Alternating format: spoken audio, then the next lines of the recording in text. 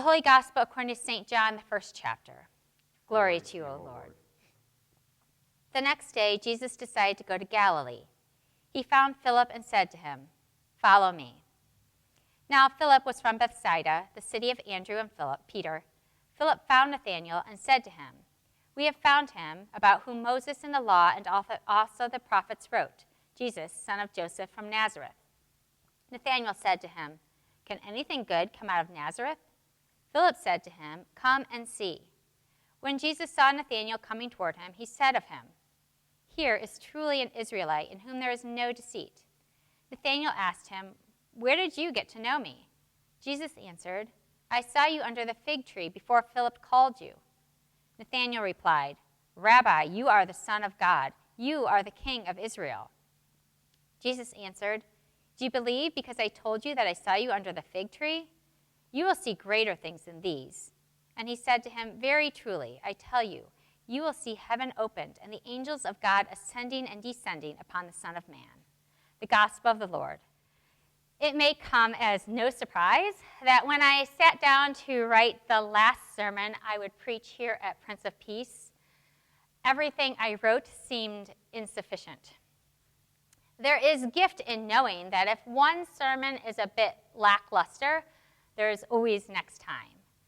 And if a single sermon fails to proclaim the gospel as profoundly as one would like, there's always the hymnody or liturgy. And I didn't feel like I had that luxury this week. There's always next time isn't afforded to me this week. I wanted to say it all, and I wanted to say it well. I wanted it to matter. I wanted you all to know how deeply serving as your associate pastor has mattered to me. I wanted to make you love Jesus a bit more, to inspire you to persevere in your working for justice and peace, to urge you to be bold and daring in your visioning, although that seems like a tall order for one sermon. I also take seriously the office of pastor and the commission to speak publicly to the world in solidarity with the poor and oppressed, calling for justice and proclaiming God's love for the world. This is a mantle upon my shoulders, one that shapes my ministry, or at least I strive to have it shape my ministry, despite it feeling burdensome sometimes. And so I can't just stand up here and detail the memories I'll carry with me, even though there are many.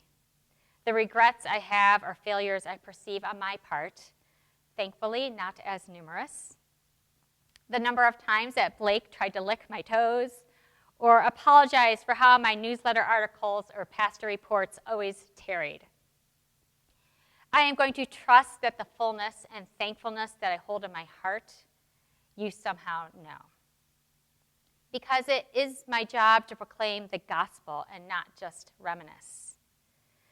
Plus, with everything going on in the world right now, you didn't expect me to just be quiet, did you? So let's get this thing rolling. Last week, after the events which unfolded at the Capitol, I felt it my duty to offer a pastoral perspective in light of the traumatic events we had all experienced, to remind us that Jesus is with us and that in our baptisms we are claimed and called. But now, 10 days later or so, what I'm left with is a deep sense of violation and loss. If you know me well, you know that boundaries, respect, and equality are core values of mine. These are things that make me feel safe. And frankly, I believe they are manifestations of justice. And so maybe it's no surprise that when I read the scriptures for this week, the two verses that gnawed at me with the persistence of a mouse set on finding a way through drywall were, "The word of the Lord was rare in those days, and visions were not widespread." And then the second from the Gospel of John, "Can anything good come from Nazareth?" Maybe I'm drawn to these words right now because they echo my anxieties, my deep fears, and haunting doubts. I think all of us, no matter our religious or political beliefs, our age, gender, or race, all of us were, and maybe still are, afraid and horrified as violence and hatred erupted just miles from our homes in our nation's capital. In my darkest moments, I fear that nothing good, nothing redemptive, nothing just can ever come from this brokenness. Corruption and evil seem to run rampant.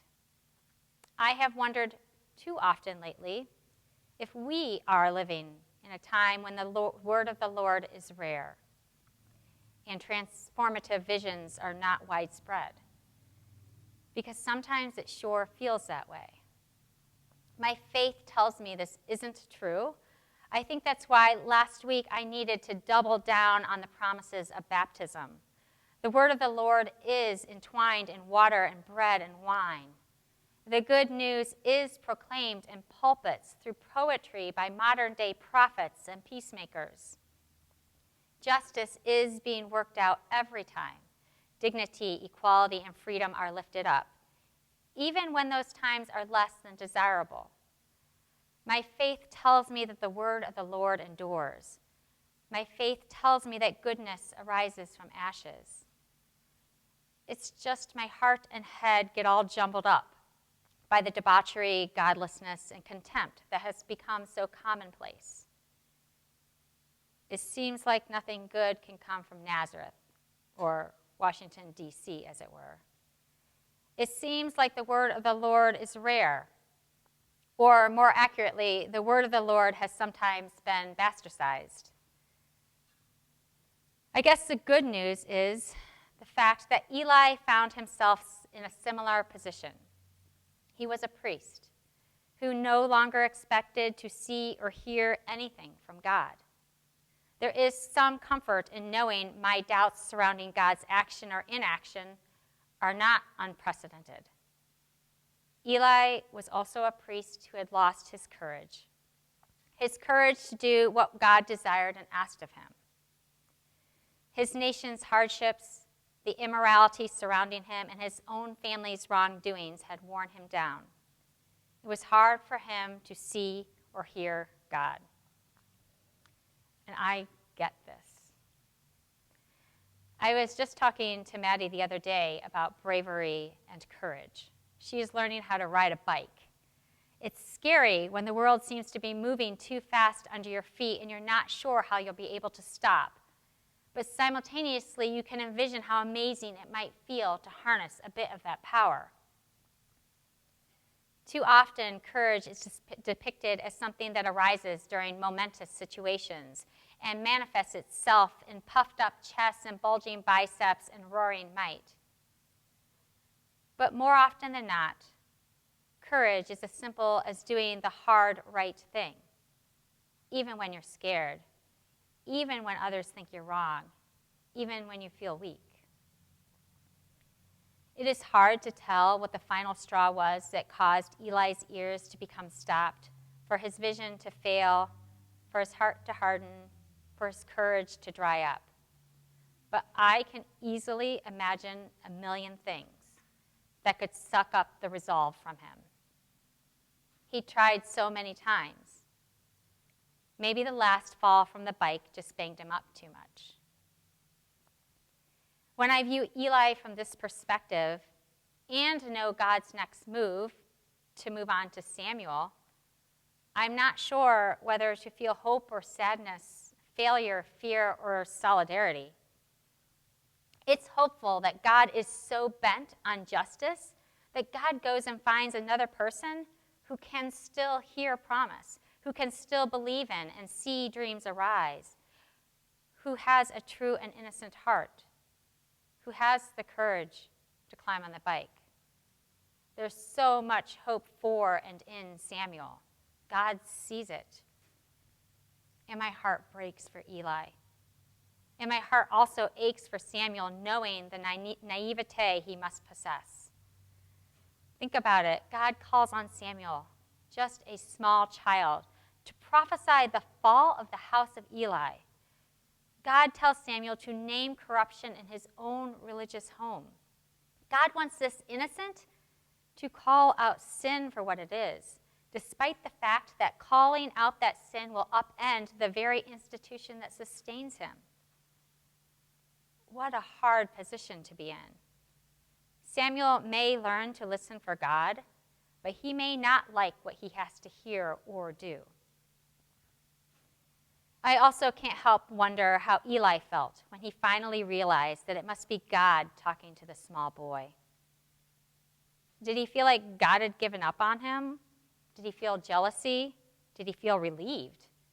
Did he feel shame? Again, am I to feel hope, sadness, failure, fear, or solidarity? Maybe all. Maybe all the emotions are appropriate. I think this story feels more nuanced and complex than it usually does because it seems like we're in a similar difficult moment. I don't know if our difficulty with naming atrocity for what it is what causes our courage to wane, our ears to stop, our hearts to slow, or our vision to cloud. But folks, last week our nation almost fell. You may disagree with the boldness and straightforwardness that I say that with, but I think that's the one grace that's afforded me in this being my last time here. For the love of God and humanity, for the sake of Jesus and all that is dear, for the hope of future generations, we have to get back on the bike. Philip says to Nathanael, "Come and see." Dear friends, we've seen. I don't know if we need to see anymore. Now it's time to follow. Follow Jesus, enact Jesus, be Jesus. The word of the Lord is rare only in so much as we fail to proclaim it or listen for it. I mean, I feel like God is not whispering in the night, but banging a gong in the broad daylight. We must hear this, people of God. We must see this. And then we must find the courage to follow Jesus into the dark, desperate places, walking alongside those who are crying out for help and justice. It means taking a closer look at white supremacy, gender oppression, systematic poverty, social divisions. But it also means being mindful and peaceful while working for change. Now, I know you feel like Eli. At least I know I feel like Eli. I know you're tired. And couldn't we just leave this all to the next generation? Maybe you're thinking that God will find another Samuel. Well, I hate to break it to you, but the world needs you now, more than ever before. You can be the next Samuel. The world needs love and justice and truth. The world needs to hear it and to see it. You know what I really want to see? I really want to see those angels running up and down the ladder between heaven and earth that Jesus tells Nathanael about. I have this image of those angels dashing breathless, distributing so much goodness that they can hardly keep up. That's what I want. That's what I pray for. That's what I want to see. I may never get the chance to stand before you again in the same way. And so the last thing I want to say to you is this. You are called by Jesus, the one who said, "You will see greater things than these." We will. We will see heaven open. We will see the angels. We will see love and justice of God. We will see healing. Don't despair. Don't hide. Have courage. I believe in you. But better than that, God believes in you. Amen.